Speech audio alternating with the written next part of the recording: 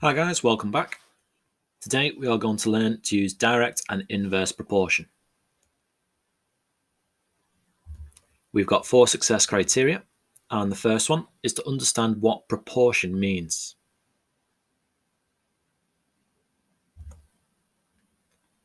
So have a go at these questions yourself, pause the video, and when you're ready to mark your work, press play.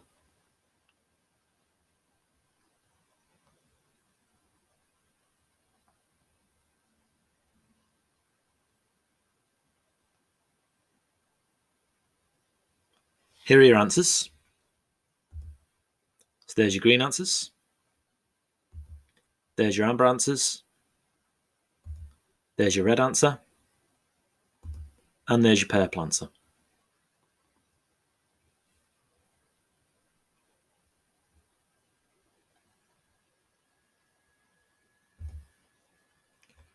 So here we're told y is directly proportional to x. So we represent directly proportional with this sign here. So we say y is directly proportional to x.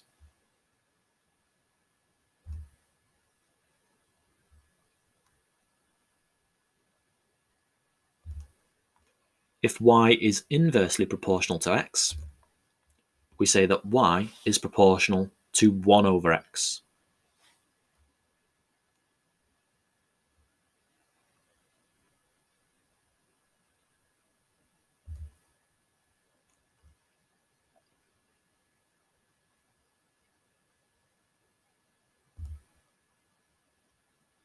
So use the proportion symbol to represent the following. Pause the video, and when you're ready to mark your work, press play.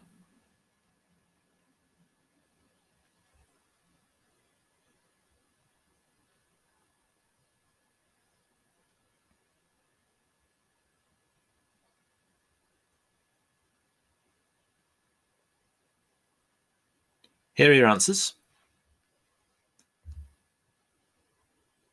So you can mark those.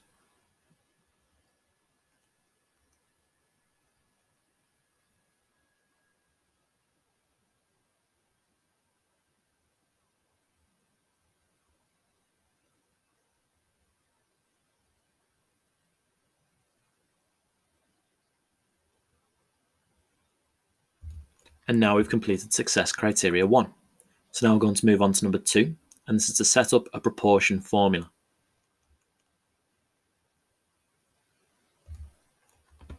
So in this question, we're told y is directly proportional to x. When y equals 6, x equals 8. Find a formula for y in terms of x in its simplest form. So we're told that y is directly proportional to x. This means that y equals k times x. We're timesing something by x to get y.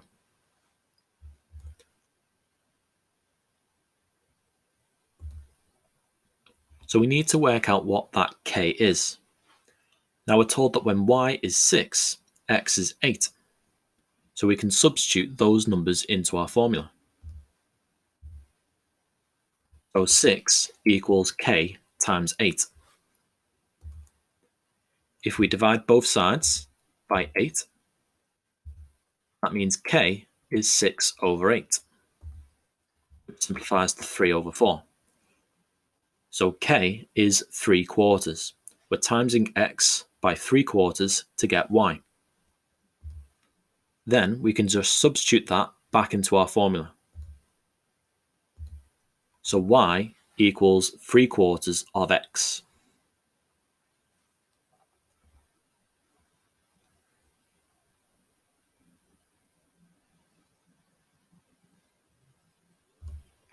Here's another question. This time, y is inversely proportional to x. When y equals 4, x equals 10. So find a formula for y in terms of x. So this time, y is inversely proportional to x. So we can say that y equals k over x.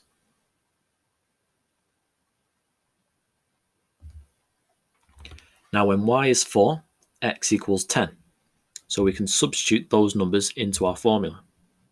So 4 equals k over 10. Now if we times both sides by 10, that tells us that k is 40. So we can substitute that back into our original formula. So y equals 40 over x.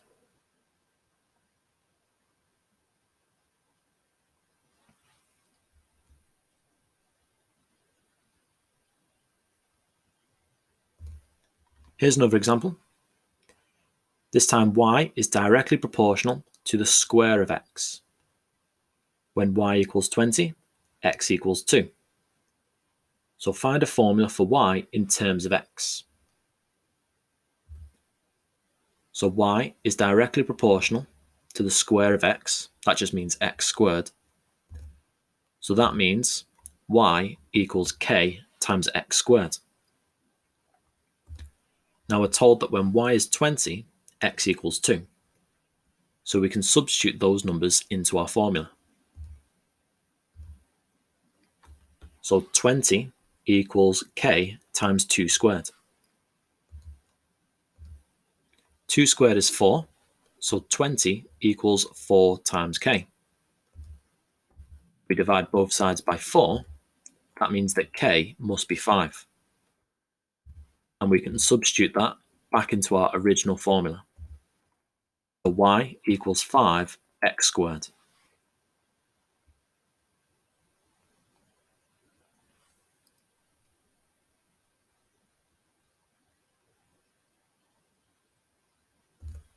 Here are some questions for you to have a go at. Pause the video, and when you're ready to mark your work, press play.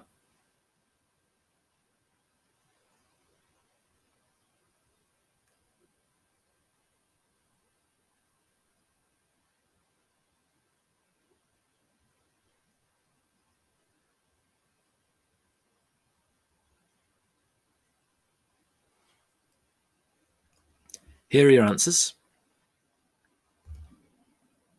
So there's your green answers. There's your amber answers. And there's your red answers.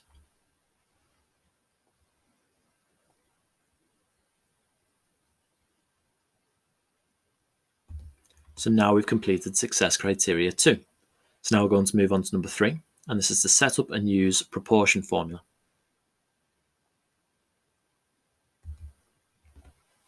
So in this question, y is proportional to x. When y equals 15, x equals 5. So find the value of y when x equals 7. So we're told y is proportional to x. That means that y equals k times x. We need to find the value of k first. So when y is 15, x equals 5. So we substitute those numbers into our formula. So 15 equals k times 5. We divide both sides by 5. That tells us that k is 3. We can substitute that back into our original formula. So y equals 3x. Now we want to find the value of y when x equals 7. So if x equals 7 and y equals 3x, y will be 3 times 7. So y is 21.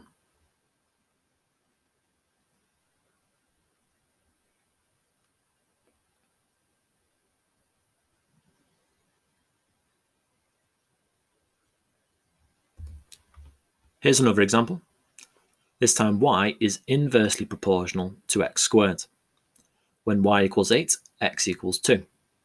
So we want to find the value of x when y equals 20. So we're told y is proportional to 1 over x squared. So y equals k over x squared. When y equals 8, x equals 2. So we can substitute those numbers into our formula. So 8 equals k over 2 squared. 2 squared is 4, and if we times both sides by 4, that tells us that k equals 32. If we substitute that back into our original formula, y equals 32 over x squared. Now we want to work out the value of x when y is 20. So 20 equals 32 over x squared. We times both sides by x squared first. We get 20x squared equals 32.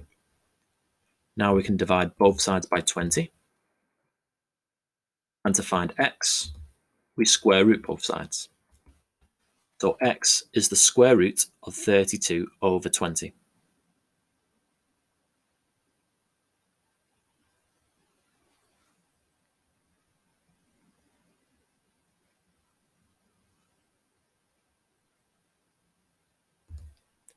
Here are some questions for you to have a go at.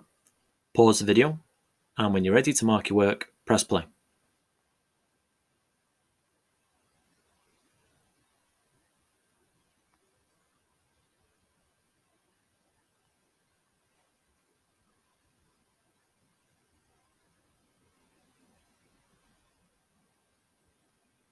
Here are your answers, so you can mark those.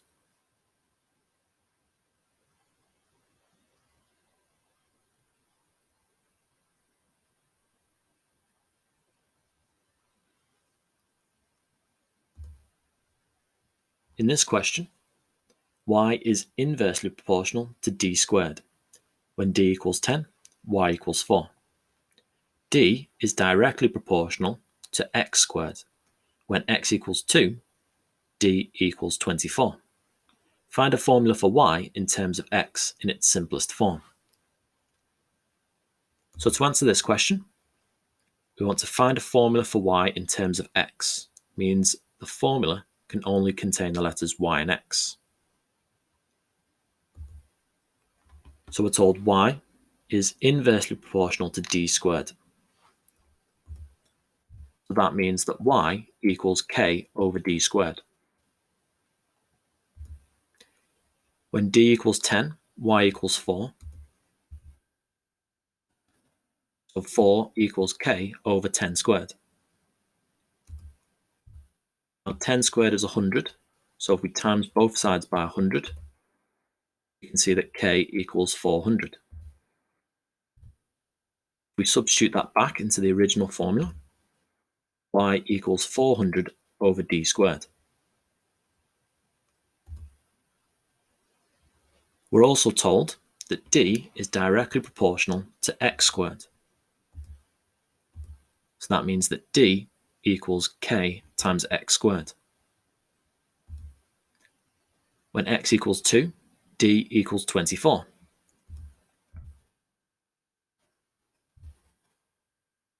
So 24 equals k times 4 squared, 2 squared, which is 4. So now we divide both sides by 4. So k equals 6. So we can substitute that back into the original formula. So d equals 6x squared.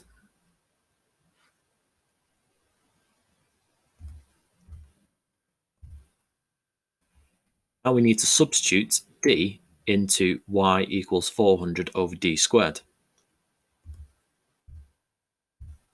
So y equals 400 over 6x squared squared.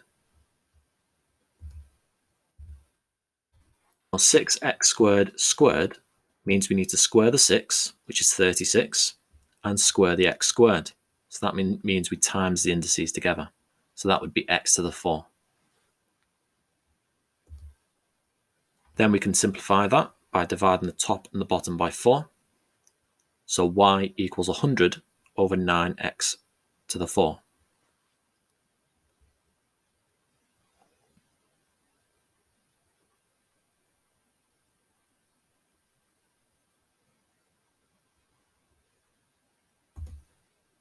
Here's a question for you to have a go at. Pause the video, and when you're ready to see what you should have done, press play.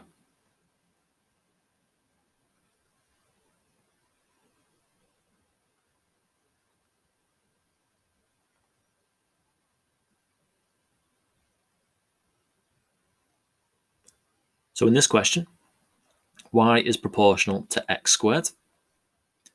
X is inversely proportional to z. When y equals 50, x equals 5, and z equals 3. So we want to find an equation for y in terms of z. So we're told that y is proportional to x squared. That means y equals k times x squared. When y equals 50, x equals 5. So we substitute those numbers in. And that means k equals 2. So we substitute 2 into our formula. Y equals 2x squared. We're also told that x is inversely proportional to z. So x equals k over z. When x equals 5, z equals 3. So we can substitute those numbers in. And that means that k is 15. So we substitute that back into the original formula. So x equals 15 over z.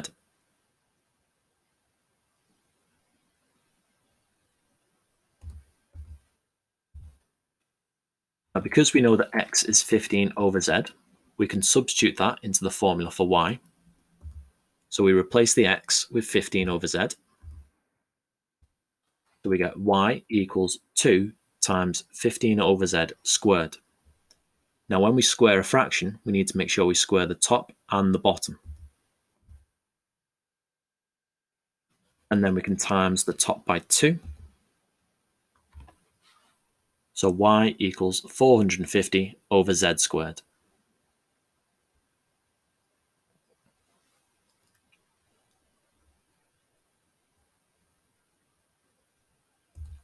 And now we've completed success criteria 3. So now we're going to move on to number 4, and this is to apply to problem-solving questions.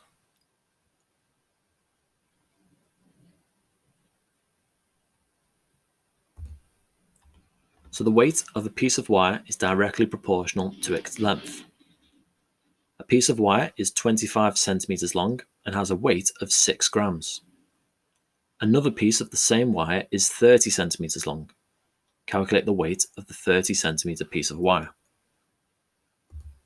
So in this question, we're told that the weight is directly proportional to the length. So we can say that W equals K times L. When W equals 6, L equals 25. We can substitute those numbers in and work out that K is 6 over 25. We can then substitute that into the original formula. So W equals 6 over 25 times by L. Now we're told the length of the wire is 30 centimeters, so we need to work out the weight. So the weight will be 6 over 25 times by 30, which is 7.2 grams.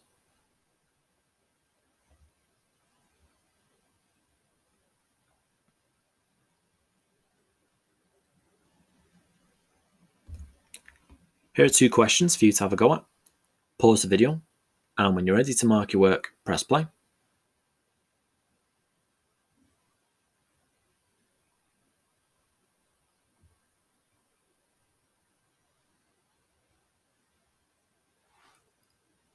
Here are your answers.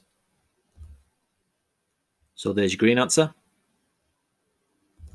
and there's your red answer.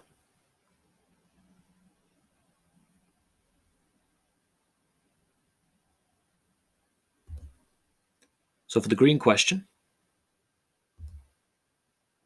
we're told T is proportional to 1 over P.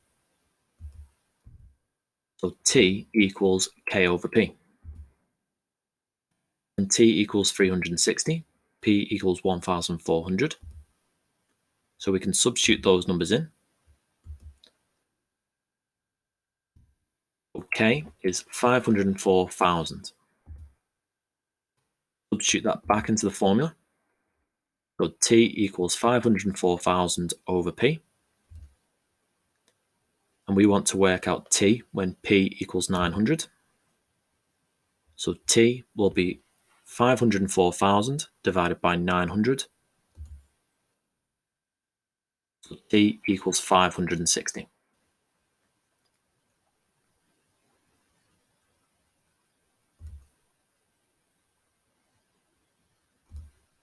For the red question, we're told that P is proportional to W cubed.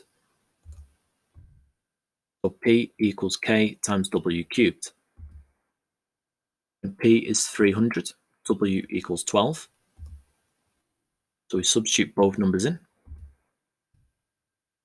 So 300 equals 1,728 times K. K is 25 over 144. Substitute K into the original formula. Then when W is 10, we need to work out P. So we substitute that into our formula. So P is 3,125 over 18.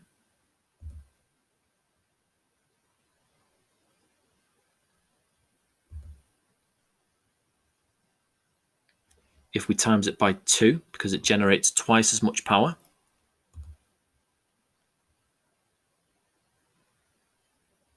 and then we can work out X by dividing both sides by 25 over 144.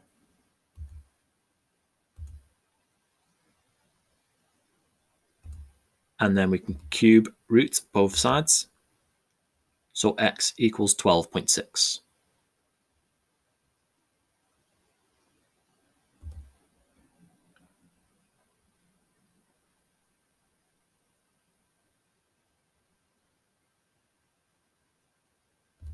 And now we've completed success criteria 4. So now that we've completed the last objective, it's time to end the video. Hope you enjoyed it and hope you found it useful. Make sure to like and subscribe and be sure to check out the videos on the rest of the channel. I'll see you next time. See ya.